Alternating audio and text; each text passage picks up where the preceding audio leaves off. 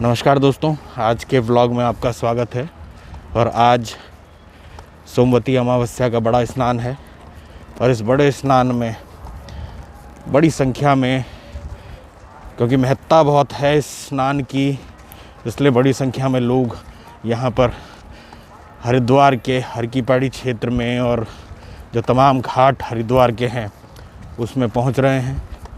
इसमें हम जो रास्ता है उससे होते हुए हर की पैड़ी क्षेत्र की तरफ जा रहे हैं। आप ये देख सकते हैं, ये छोटी गंगा जिसको कहा जाता है, उसके बगल से हम लोग निकलते हुए हर की पैड़ी क्षेत्र में की तरफ बढ़ रहे हैं। और ये जो तमाम टेंट हैं ये लगे हुए हैं और ये अनाउंसमेंट लगातार हो रही हैं।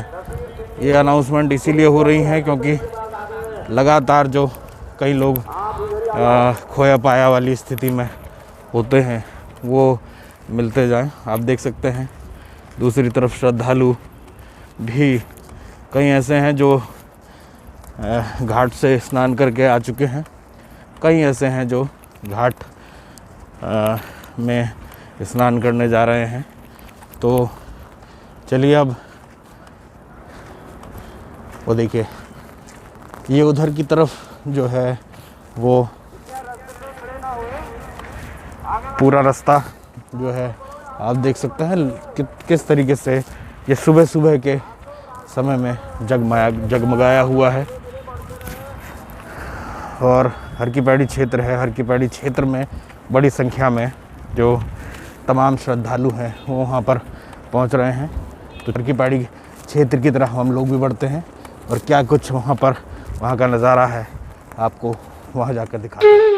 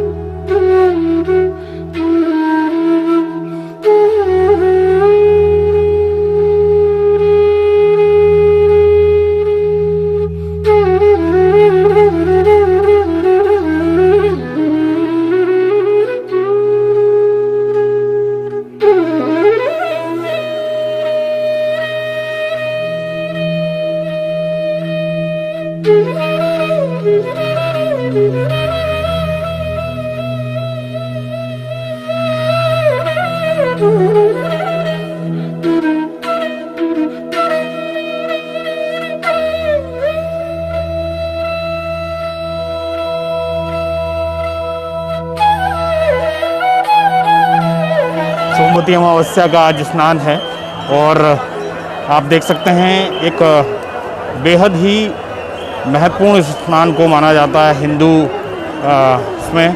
सोमवार को जो अमावस्या आती है उसको सोमवती अमावस्या कहा जाता है और वो भी कुंभ के काल में अगर कोई अमावस्या आई। आपको दिखाना चाहूँगा कि किस भारी भीड़ हर की पैड़ी पर इस समय मौजूद है। हर की पैड़ी के क्षेत्र में जो तमाम श्रद्धालु हैं वो सोमवती अमावस्या का स्नान कर रहे हैं। सबकी अपनी कोशिश है कि इस पवित्र समय में, इस पवित्र मौके पर अपना जो स्नान करके, अपना जो स्नान ध्यान है उसको करके सब अपने जो पाप हैं उनको काट लेना चाहते हैं। तो दोस्तों, हम आपको इसकी पूरी कहानी बता देते हैं कि क्या है सोमवती अमावस्या। तो सोमवार को पड़ने वाली अमावस्या को सोमवती अमावस्या कहते हैं। ये वर्ष में लगभग 1 अथवा 2 ही बार पड़ती है। इस अमावस्या का हिंदू धर्म में विशेष महत्व होता है। विवाहित स्त्रियों द्वारा इस दिन अपने पतियों की दीर्घायु कामना के लिए व्रत रखने का विधान है। इस दिन मौन व्रत रखने का भी काम किया जाता है, जिसे सहस्त्र गोदान का फल मिलता है। इस दिन विवाहित स्त्रियों द्वारा पीपल के वृक्ष की दूध, जल, पुष्प, अक्षत, चंदन आदि से पूजा और वृक्ष के चारों ओर 108 बार धागा लपेटकर परिक्रमा करने का विधान होता है। इस साल सोमवती अमावस्या 12 अप्रैल को मनाई जा रही है। सोमवती अमावस्या को लेकर कई कथाएं हैं। उसमें से एक है कि गरीब ब्राह्मण परिवार की कथा, जिसमें उनकी एक कन्या थी जो बहुत ही प्रतिभावान व सर्वगुण संपन्न थी। जब वो विवाह के योग्य हो गई तो ब्राह्मण ने उसके लिए वर खोजना शुरू कर दिया। कई योग्य वर मिले, परंतु गरीबी के कारण विवाह की बात नहीं बनती। एक दिन ब्राह्मण के घर एक साधु आए। कन्या के सेवा भाव देखकर साधु बहुत प्रसन्न हुए और दीर्घायु होने का आशीर्वाद दिया। ब्राह्मण के पूछने पर साधु ने कन्या के हाथ में विवाह की रेखा ना होने की बात कही। इसका उपाय पूछने पर साधु ने बताया कि पड़ोस के गांव में सोना नामक धोबिन का परिवार है। कन्या यदि उसकी सेवा करके उससे उसका सुहाग मांग ले तो विवाह संभव है। तो ये कुछ ऐसी कहानियां हैं जो ये तमाम चीज़ों में होती है। इस सोमवती अमावस्या के दिन इसको बहुत माना जाता है कि ऐसे ये जो कहानियां हैं इनको माना जाता है। तो ये तमाम चीज़ें हैं। और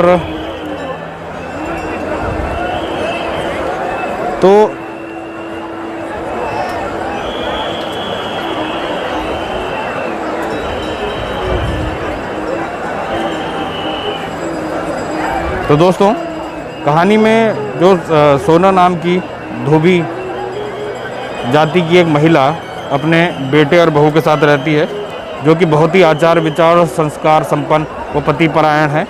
यदि यह कन्या उसकी सेवा करे और वो महिला उसकी शादी में अपने मांग का सिंदूर, उसके बाद इस कन्या का विवाह हो, तो इस कन्या का वैधव्य योग मिट जाएगा। साधु ने यह भी बताया कि वो महिला कहीं आती जाती नहीं है। यह सुनकर ब्राह्मणी ने अपनी बेटी से धोबिन की सेवा करने की बात कही। कन्या तड़के ही उठकर सोना धोबिन के घर जाकर सफाई और अन्य सारे काम करके घर वापस आ जाती। सोना धोबिन अपनी बहू से पूछती कि तुमने तड़के ही उठकर सारे काम कर लेती हो तो पता ही नहीं चलता। बहू ने कहा कि माँ जी, मैंने तो सोचा कि आप ही सुबह उठकर सारे काम खुद ही ख़त्म कर लेती हैं, मैं तो देर से उठती हूँ। इस पर दोनों सास बहू निगरानी करने लगी कि कौन है जो तड़के ही घर का सारा काम करके चला जाता है। कई दिनों बाद धोबिन ने देखा कि एक कन्या मुंह अंधेरे घर में आती है और सारे काम करने के बाद चली जाती है। जब वो जाने लगी तो सोना धोबिन उसके पैरों पर गिर पड़ी। पूछने लगी कि आप कौन हैं और इस तरह छुपकर मेरे घर की चाकरी क्यों करती हैं। तब कन्या ने साधु बनकर साधु की कही बात बताई। सोना धोबिन पतिपरायण थी, उसमें तेज थी, वो तैयार हो गई। सोना धोबिन के पति थोड़ा अस्वस्थ थे। उसने अपनी बहू से अपने लौट आने तक घर पर ही रहने को कहा। सोना धोबिन ने जैसे ही अपनी मांग का सिंदूर कन्या की गया, उसे इस बात का पता चल गया कि वो घर से निराजल ही चली थी। ये सोचकर कि रास्ते में कहीं पीपल का पेड़ मिलेगा तो वो उसे भांवरी देकर और उसकी परिक्रमा करके ही जल ग्रहण करेगी। उस दिन सोमवती अमावस्या थी। ब्राह्मण के घर मिले पुए पकवान की जगह उसने ईंट के टुकड़ों से 108 बार भांवरी देकर 108 बार पीपल के पेड़ की परिक्रमा की और उसके बाद जल ग्रहण किया। ऐसा करते ही उसके पति के मुर्दा शरीर में कंपन होने लगा। यानी जो ब्राह्मणी थी, जो धोबिन थी, उसके पति की मौत हो चुकी थी, लेकिन जब उसने ये सोमवती अमावस्या का व्रत रखा, उसके बाद उसका पति जिसका शरीर जो मुर्दा शरीर हो गया था, वो एकाएक जी गया। तो आप ये देख सकते हैं कि इस व्रत का कितना महत्व है। जो तमाम पतिपरायण महिलाएं हैं, उनके लिए ये व्रत कितना महत्वपूर्ण है। इस पूरी कहानी से आपको ये बात पता चल जाएगी कि कैसे एक पत्नी अपने पति को की सेवा करती है और पति की सेवा करने के साथ ही उसकी वो आगे भी जीता रहे, उसके लिए किस तरीके से उसने ये परिक्रमा की, 108 बार परिक्रमा पीपल की।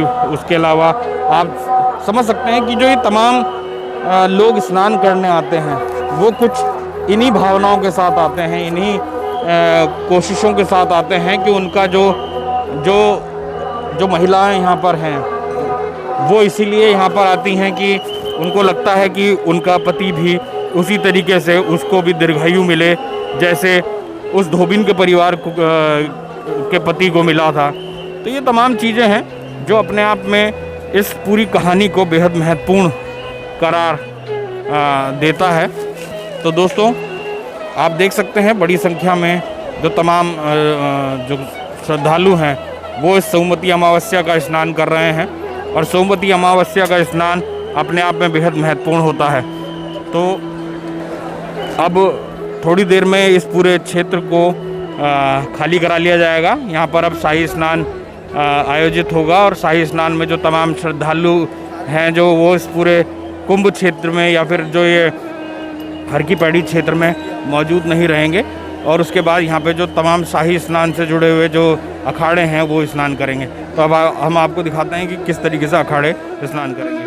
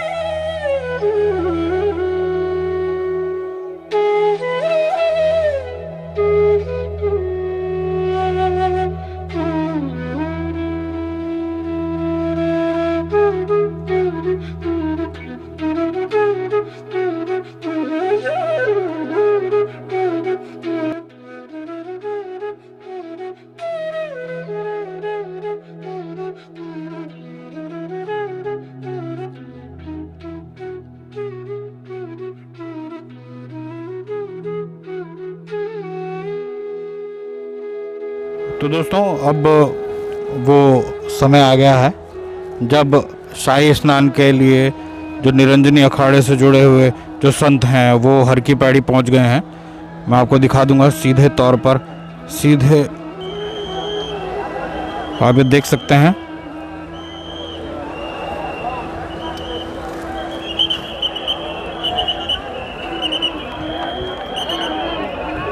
अखाड़ों से जो जुड़े हुए जो संत हैं वो पहुंच गए हैं। अखाड़ा के जो संत हैं वो स्नान करने पहुंच गए हैं। ये निरंजनी अखाड़े के जो तमाम संत हैं वो इस समय स्नान के लिए आते दिखाई दे रहे हैं और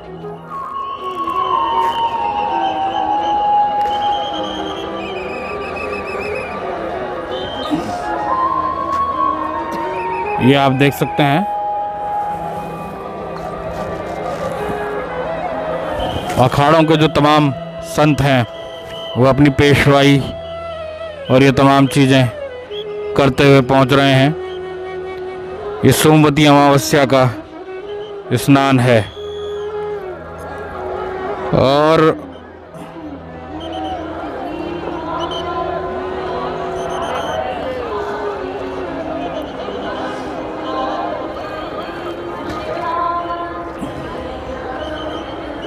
आप देख सकते हैं कि अधिकारियों से वहाँ पर बातचीत करते हुए, क्योंकि पूरे तौर पर अभी जो तमाम संत हैं वो यहाँ पहुँचने लगेंगे और उसके बाद जो तमाम समय है उसके हिसाब से यहाँ पर स्नान किया जाएगा।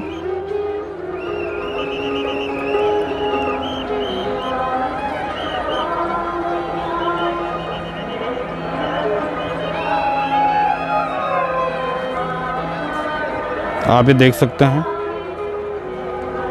तमाम संत जो हैं वो अपने महामंडलेश्वर आचार्य सबका इंतज़ार करते हुए जैसे ही वो आएंगे। आप ये देख सकते हैं इस पुल से जो तमाम महामंडलेश्वर हैं और जो इनके जो संत हैं, जो तमाम आचार्य हैं, वो इस रास्ते से पहुंचने लगे हैं और हर हर महादेव के नारे लगाते हुए आपको दिखाई दे रहे हैं। ये बहुत ही और गाजे बाजे तलवारों के साथ गदा और ये तमाम वो देखिए आप नागा साधु भी आते हुए दिखाई दे रहे हैं। तो ये निरंजनी अखाड़े का कि ये पूरी जो लोग स्नान करने पहुंचे हैं ये निरंजनी अखाड़े से जुड़े हुए हैं और धीरे धीरे करके ये सब हर की पैड़ी क्षेत्र की तरफ बढ़ते नजर आएंगे। तो लगभग 13 अखाड़े जो हैं वो इस पूरे हर की पैड़ी क्षेत्र में स्नान करेंगे, जिसमें 7 सन्यासी अखाड़े हैं और 3 बैरागी अखाड़े व 3 वैष्णव अखाड़े हैं। और हर की पैड़ी के ब्रह्म कुंड में जो स्नान करने का जो प्रताप लेना सब चाहते हैं वो तमाम संत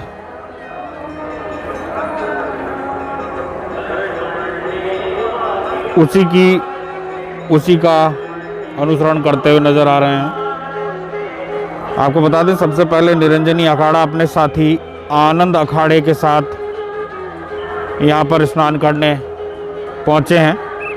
उसके बाद जूना अखाड़ा, अग्नि अखाड़ा, आह्वान अखाड़ा और किन्नर अखाड़ा को स्नान करने दिया जाएगा। जूना अखाड़े के बाद महानिर्वाणी अपने साथी अटल अखाड़े के साथ हर की पैड़ी में स्नान वो करेंगे। उसके बाद तीनों वैरागी अखाड़े श्री निर्मोही अणी, दिगंबर अणी, निर्वाणी अणी वो तमाम स्नान करेंगे। श्री पंचायती बड़ा उदासीन अखाड़ा अपने अखाड़े के साथ यहाँ पर स्नान करेंगे। और आप देख सकते हैं कि जो तमाम जो संत हैं वो यहाँ पहुँच गए हैं। और उसके बाद निर्मल अखाड़ा जो है वो यहाँ पर स्नान करेंगे।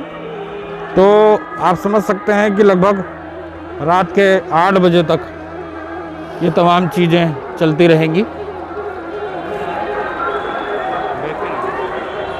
और ये अपने आप में बहुत अद्भुत दृश्य आप देख सकते हैं। तमाम संत जो हैं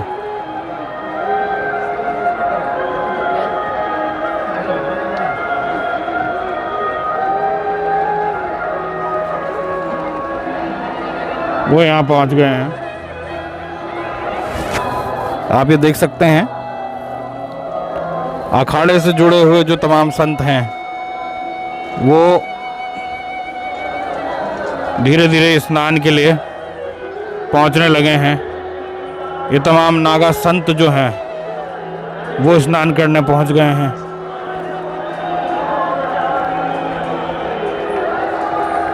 और ये अपने आप में एक अद्भुत दृश्य है।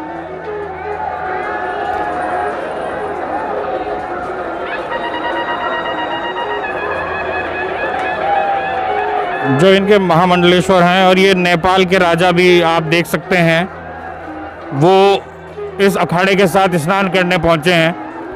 नेपाल के अंतिम राजा जो हैं वो भी यहाँ पर स्नान करने पहुंचे हैं। तो आप देख सकते हैं ये एक अपने आप में बेहद अद्भुत दृश्य भी है, और एक बहुत शानदार दृश्य है जो इस अखाड़े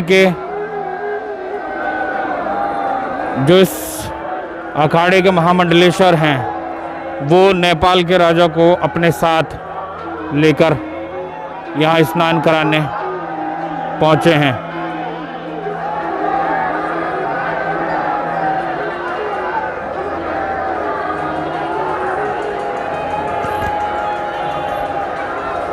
तो आप ये देख सकते हैं जो ये अखाड़े से जुड़े हुए जो तमाम संत हैं वो यहाँ पहुँच चुके हैं, और ये पूरी तरीके से तैयार हैं स्नान करने के लिए। यह अपने आप में बेहद अद्भुत दृश्य है। सब नहाने का इंतज़ार करते हुए, अपने गुरु के आदेश का इंतज़ार करते हुए, और जैसे ही जो महामंडलेश्वर हैं वो स्नान करने जाएंगे, उसके बाद ये तमाम जो आप देख सकते हैं जो उनके महामंडलेश्वर हैं वो स्नान की तैयारी कर रहे हैं।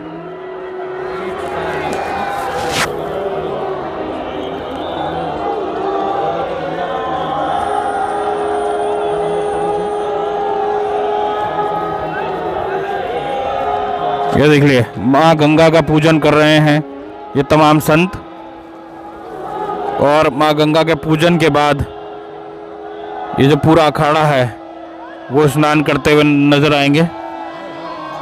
ये कौन है जो इसमें जो इनके महामंडलेश्वर हैं? हाँ, और आप देख सकते हैं ये आचार्य महामंडलेश्वर निरंजनी अखाड़े के कैलाशानंद ब्रह्मचारी और कैलाशानंद ब्रह्मचारी जो है वहाँ पर गंगा की पूजा करते हुए, और इसके अलावा आनंद अखाड़े के महामंडलेश्वर भी हैं। रविंद्रपुरी जो सचिव हैं निरंजनी अखाड़े के वो भी मौजूद हैं, और ये तमाम संत जो हैं वो इंतज़ार करते हुए, जैसे ही ये संत स्नान करने पहुंचेंगे, जैसे ही ये स्नान का आदेश होगा, ये तमाम जो संत हैं वो स्नान करने पहुंच जाएंगे। तो ये और ये महिला संत भी, महिला संत संतोषी माता यहाँ पहुंची हैं, और इसके बाद वो भी स्नान करेंगे। आप देख सकते हैं ये पूरा अद्भुत नज़ारा है। कैलाशानंद ब्रह्मचारी जो इनके आचार्य महामंडलेश्वर हैं निरंजनी अखाड़े के, वो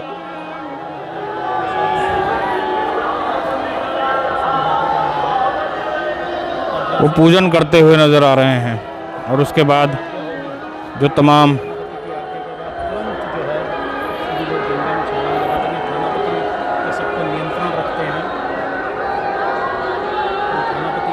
जो ये तमाम संत जो हैं आप देख सकते हैं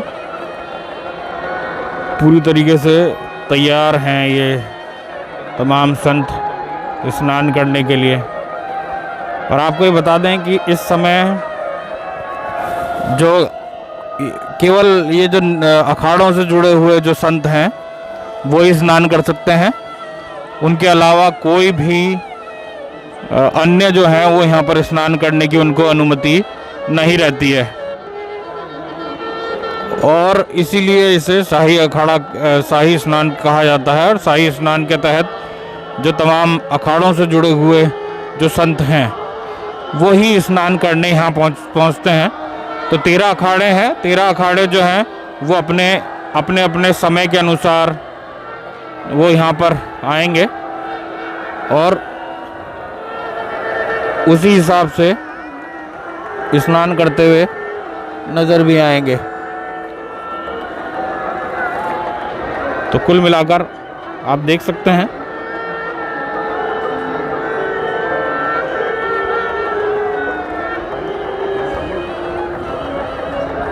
सभी संत तैयार हैं स्नान के लिए। और ये एक अपने आप में एक बेहद अद्भुत क्षण है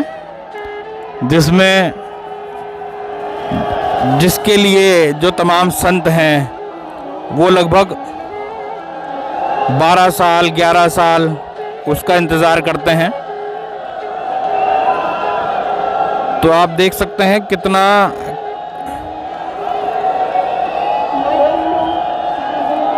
पूरी तरीके से जो तमाम संत हैं वो दूध से गंगा माता की पूजा कर रहे हैं। इसके अलावा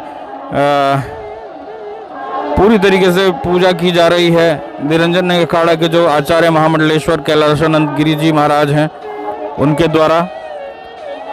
और ये अपने आप में ये बताने के लिए काफ़ी है कि जो ये तमाम संत हैं सनातन परंपरा के जो ये प्रहरी हैं वो किस तरीके से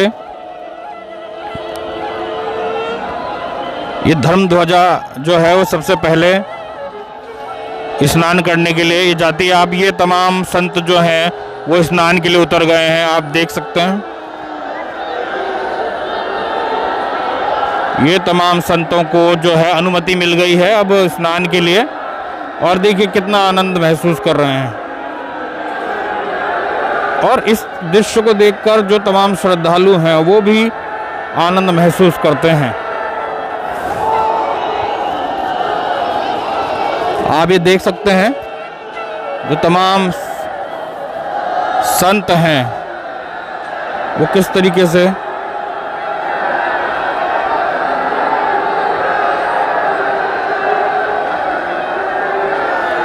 स्नान करते हुए नजर आ रहे हैं।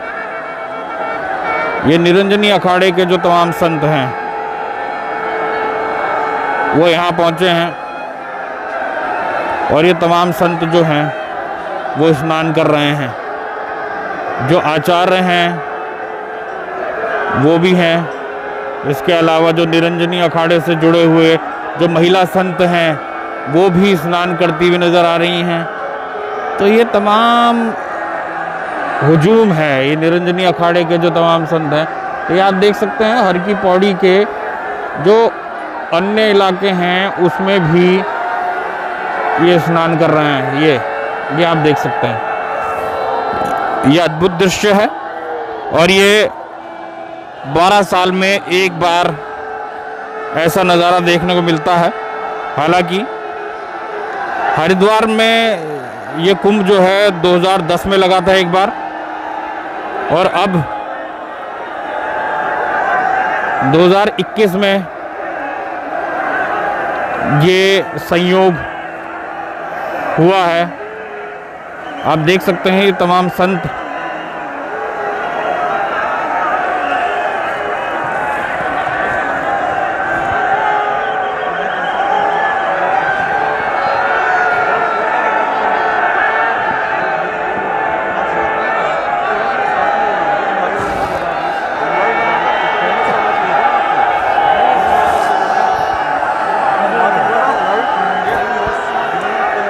ये आचार्य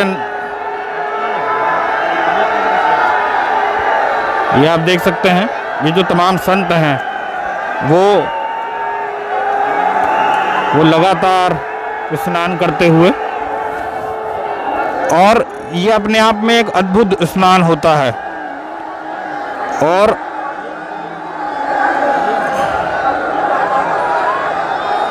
इस स्नान को के लिए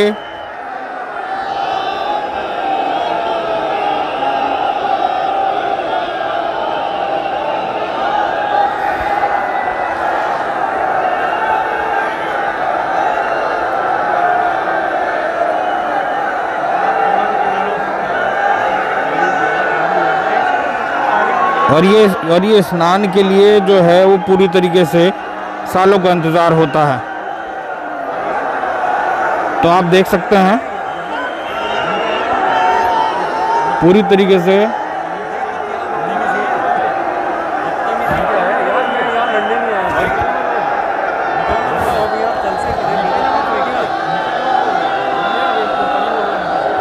आप ये देख सकते हैं कि पूरी तरीके से स्नान का अपने चरम पर है।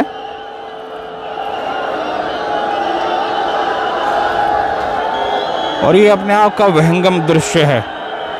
आप देख सकते हैं ये तमाम जो संत हैं वो स्नान कर रहे हैं, जो अखाड़े हैं वो स्नान कर रहे हैं। निरंजनी अखाड़ा है वो अपने आनंद अखाड़े के साथ यहाँ पर पहुँचे हैं और जो तमाम संत हैं वो उसी हिसाब से स्नान करते हुए नज़र आ रहे हैं।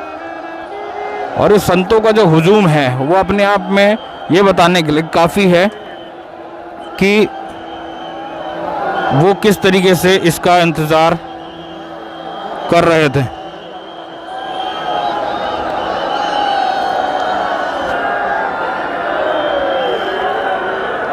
और कुछ ऐसे संत भी हैं जो मीडिया के आकर्षण का हमेशा केंद्र रहे हैं। इनकी फोटोएं लगातार वायरल होती रही हैं। तो ये आप देख सकते हैं ये अलग अलग जो संत हैं वो यहाँ पर नजर आ रहे हैं।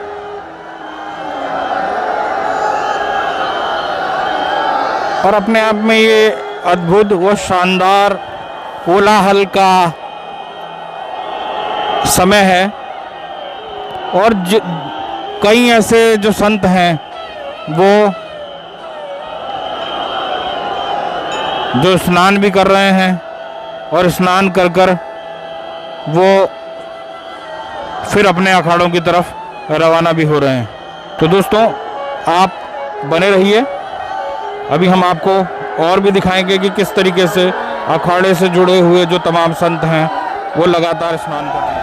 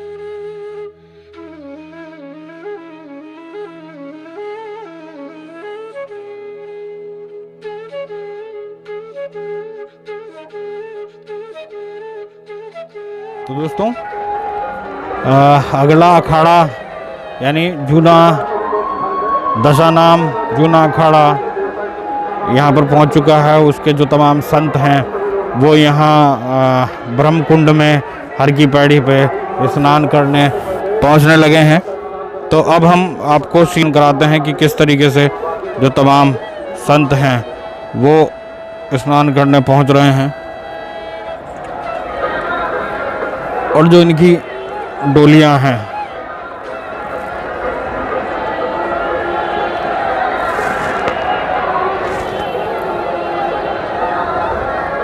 वो यहाँ पर पहुँचनी शुरू होगी।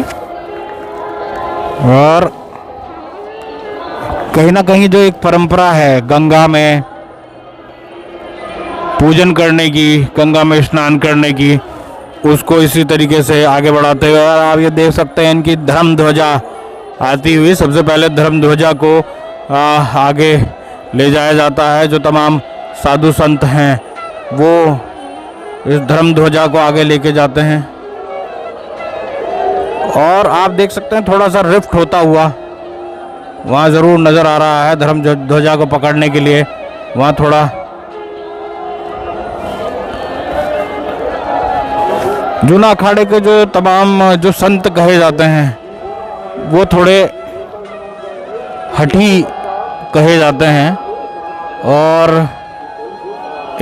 इस अखाड़े के अक्खड़ भी एक शब्द हो सकता है कि वो थोड़ा सा भी कुछ होता है उसमें नाराज हो जाते हैं। लेकिन संतों की अपनी परंपरा है, संत अपने हिसाब से चलते हैं, संतों का अपना एक एटीट्यूड आप उसको कह सकते हैं। तो आप देख सकते हैं तमाम संत अपनी गले की माला गंगा में अर्पित करते हुए और पूरी तरीके से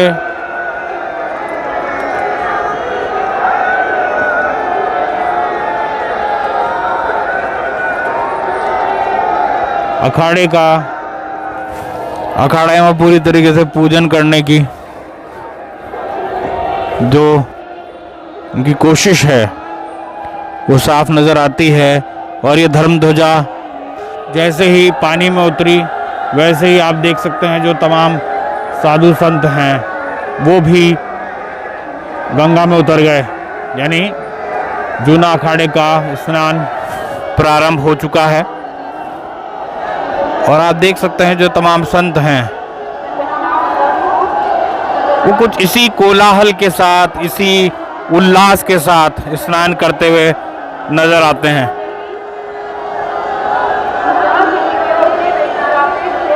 तो यही इनका गंगा में स्नान करने का उल्लास होता है।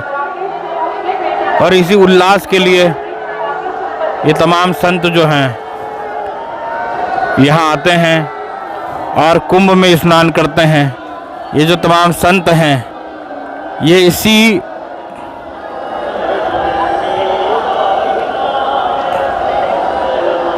इसी कोशिश में रहते हैं। आपने देखा कि कैसे निरंजनी अखाड़े जब गया तो उसके बाद पूरा इस घाट को खाली कर दिया गया और ये जो तमाम घाट जो खाली हुए उसके बाद उसको धोया गया। और जैसे ही दूसरा अखाड़ा आया वैसे ही उनका स्नान शुरू हो गया। तो आप ये पूरा इलाका देख सकते हैं, चारों तरफ अखाड़े से जुड़े हुए जो तमाम संत हैं वो यहाँ पर स्नान करने पहुँचे हैं। और हर हर महादेव का जो उद्घोष है वो सब करते हुए नज़र आ रहे हैं। तो यही एक परंपरा है, प्राचीन परंपरा है जिसका निर्वहन ये संत लगातार कर रहे हैं और आगे भी करते रहेंगे। तो यही एक अलौकिक अगर कहा जाए तो ये दृश्य है। इस अलौकिक दृश्य के लिए ही जो तमाम श्रद्धालु हैं वो भी लालायित रहते हैं। जो ये जूना अखाड़े के जो तमाम संत हैं उनका अपना महत्व है। और अगर कहा जाए तो आप देख सकते हैं इधर की तरफ मीडिया, पूरे देश विदेश का मीडिया जो है वो इन संतों को अपने कैमरे में कैप्चर करने के लिए वो पहुंचा है। और आप देख सकते हैं वहाँ पर अलग अलग अखाड़े से जो जुड़े हुए जो संत हैं वो धीरे धीरे पहुंच रहे हैं।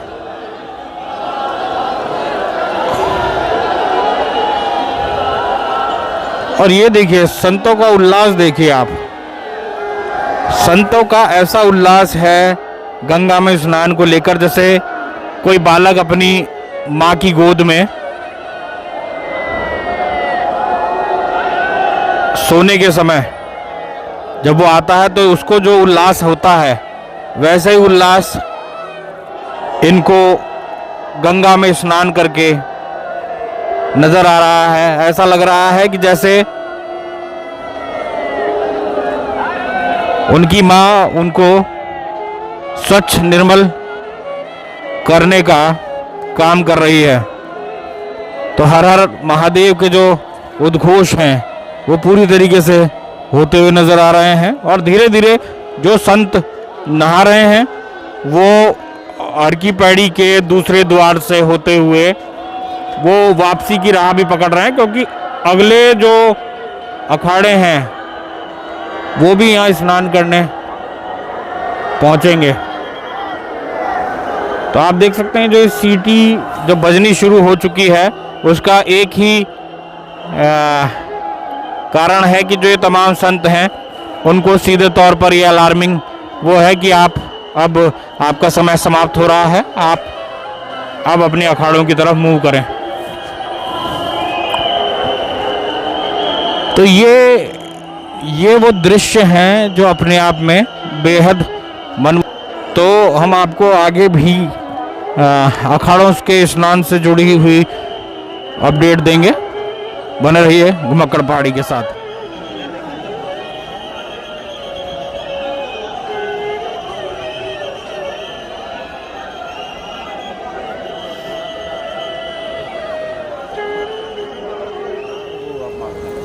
जो हमारे हर महीने पड़ने वाली अमावस्या है वो पितरों के निमित्त कृतज्ञता व्यक्त करने की होती है। सोमती अमावस्या चूँकि अपने आप का वर्ष भर पड़ने वाला दुर्लभ गणनांक है, इसलिए उसकी महत्वता और बढ़ जाती है।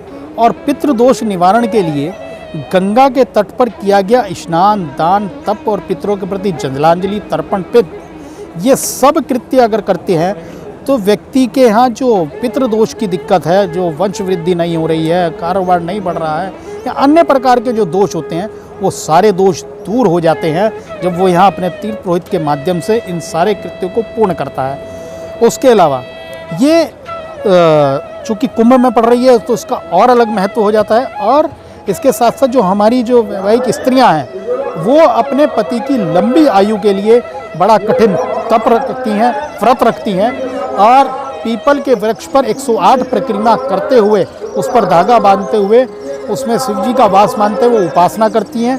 वहाँ एक सोना धोबिन और एक ब्राह्मणी की कथा जो प्रचलित है कि सोना धोबिन के आशीर्वाद से ब्राह्मणी के पति को पुनः जीवन दान मिल गया, जीवन प्राप्त हुआ। ऐसी तेजस्वी सोना धोबिन और उस ब्राह्मणी की कथा विख्यात है। उस कथा को वो लोग वहीं पढ़ते हैं और उसके बाद अपना व्रत खोलते हैं।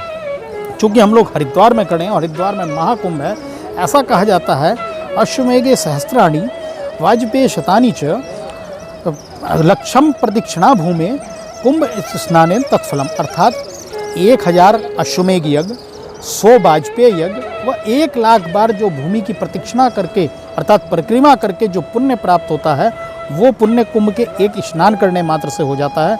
ऐसी भावना के साथ लोग आते हैं और यहाँ स्नान करते हैं। सोमती अमावस्या अपने आप में पितृ निवारण का सबसे बड़ा पुण्य है। पूजन क्या इसमें होता है, क्या इसमें पूजन की विधि है, क्या आप इसको? यहाँ पर आने के बाद लोग पहले गंगा में अपना वंदना करते हैं, नमन करते हैं और गंगा की जैसे कि पूजा जो अन्य देवी देवताओं की उसी प्रकार की है।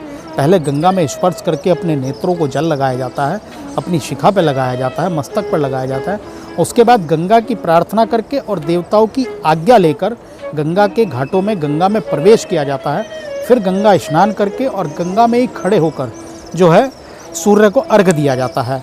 ऐसा कहा जाता है जो ये कुंभ है, कुंभ अपने आप में एक विशिष्ट चीज़ है। अर्थात कोई घड़ा या उससे निकलने वाला कोई जल नहीं है।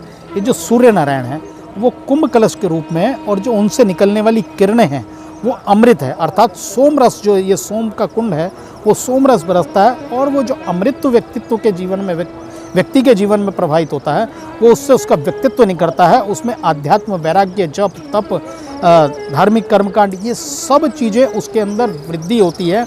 वो व्यक्ति कोई वैराग्य के उस पर निकल जाता है, किसी का मन, तन और आंतरिक जो चीज़ें हैं वो सब शुद्ध हो जाती हैं। आपने देखा होगा कि जब व्यक्ति गंगा में उतरता है और स्नान करता है तो पहली डुबकी में उसको थोड़ी सी घबराहट होती है। वो क्या है उनका पाप क्षीण होते हैं, पाप एकदम उतरते हैं। पाप जब जाएंगे तो वो अग्नि में जिस प्रकार जाकर चीज़ें फड़फड़ाती हैं, उसी प्रकार वो तड़फड़ाहट होती है और उसके बाद उस सामान्य प्रकार में स्नान करता है। अर्थात उसके जीवन में एक उत्साह और उमंग भर जाता है। उज्ज्वल जी, जो लोग हरिद्वार नहीं आ पा रहे हैं या फिर गंगा के आसपास नहीं हैं, उनके लिए भी कोई ऐसी पूजन विधि है जिसको जो कर सके? ऐसा कहा जाता है, गंगा गंगेत यो ब्रूयात् योजनानां सतैरपि विच्युते सर्व पापेभ्यो विष्णु लोके स गच्छति। 100 योजन दूर बैठा हुआ व्यक्ति भी अगर गंगा गंगा पुकारता है तो उसे विष्णु धाम प्राप्त होता है। अर्थात सामान्य प्रकार से ये कहा जाए कि जो व्यक्ति इस कोविड की स्थिति के कारण हरिद्वार नहीं आ पाए हों, इन नियमों के कारण हरिद्वार नहीं आ पाए हों, वो अपने स्नानागार में भी अगर गंगा जल उपलब्ध है तो स्नान पात्र में 3 बूंद गंगा जल डाल लें, और अगर गंगा जल भी नहीं है तो अपनी आस्था उसी ध्यान के माध्यम से गंगा के प्रति रखें और हर हर गंगे करते हुए उसी में स्नान करें तो उसको उसी प्रकार का पुण्य मिलेगा।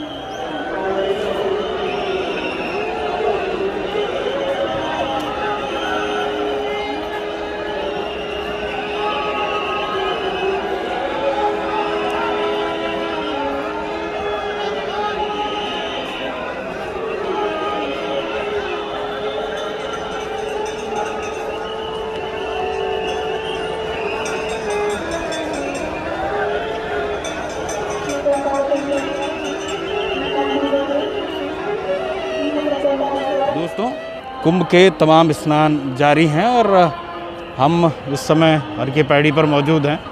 हमने आपको दिखाया कि किस तरीके से जो तमाम अखाड़े हैं वो यहाँ पर स्नान कर रहे हैं और स्नान के साथ साथ जो सनातन परंपरा का जो उनको जिम्मा दिया गया है उसको रक्षा करने का, उसका भी वो यहाँ पर पूरी तरीके से संदेश देते हुए नज़र आ रहे हैं। तो दोस्तों, आज के व्लॉग में इतना ही। आपको हमारा व्लॉग कैसा लगा इसको कमेंट सेक्शन में ज़रूर बताइएगा और चैनल को मजबूत करने के लिए सब्सक्राइब ज़रूर कीजिएगा। तो फिर मिलते हैं अगले व्लॉग में, तब तक के लिए नमस्कार।